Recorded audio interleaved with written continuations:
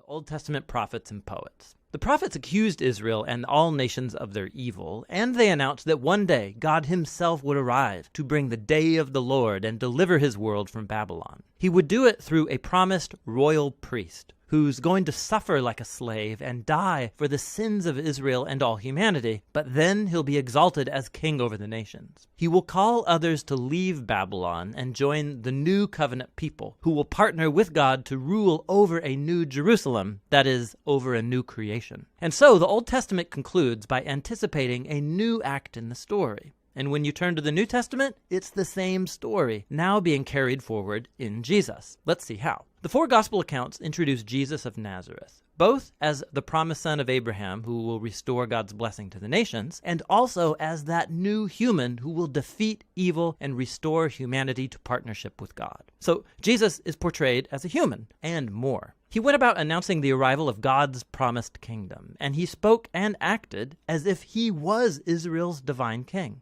But instead of calling himself king, Jesus referred to himself as the Son of Man, that is, the human one who would act like a servant. The Gospels are making the claim that in Jesus, Israel's God has become the faithful Israelite and the true human that we are all made to be but have failed to be. Jesus' mission was to confront that dark evil that lurks underneath humanity's evil, luring us into selfishness, violence, and death. But how do you defeat that kind of evil? The surprising answer in the Gospels is that Jesus overcame our evil by allowing it to kill him on his paradoxical throne, the cross, where Jesus died for humanity's evil and sin. And it's where he lived out what he taught, that nonviolence, forgiveness, and self-giving love are the most powerful things in the universe. And because God's love for his world is stronger than evil or death, Jesus was raised to new life as the prototype of a new humanity, and this brings us to the story of Acts. Through the Spirit, God empowers Jesus' followers to spread the life and love of Jesus out into the world, as they invite people to leave their old humanity and join Jesus' multi-ethnic family, the new humanity.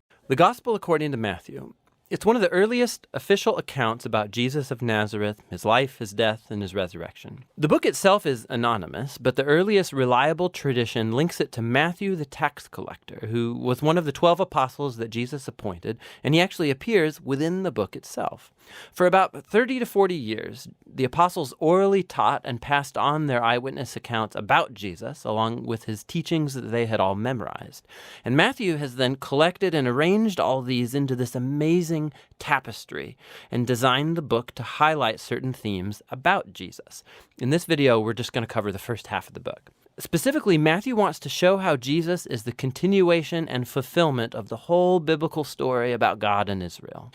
That Jesus is the Messiah from the line of David, that he is a new authoritative teacher like Moses, and not only that, Jesus is God with us, or in Hebrew, Emmanuel.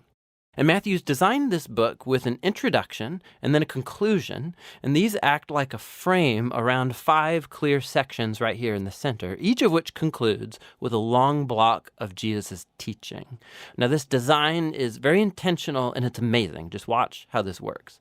Chapters 1 through 3, they set the stage by attaching Jesus' story right onto the storyline of the Old Testament scriptures. So Matthew opens with a genealogy about Jesus that highlights how he is from the messianic line of the son of David, and he's a son of Abraham. That means he's going to bring God's blessing to all of the nations. After that, we get the famous story about Jesus' birth and how all of the events fulfilled the Old Testament prophetic promises, that the nations would come and honor the Messiah, that the Messiah would be born in Bethlehem, but even more than that, Jesus' conception by the Holy Spirit, his name Emmanuel, all these work together to show that Jesus is no mere human. He is God with us, God become human.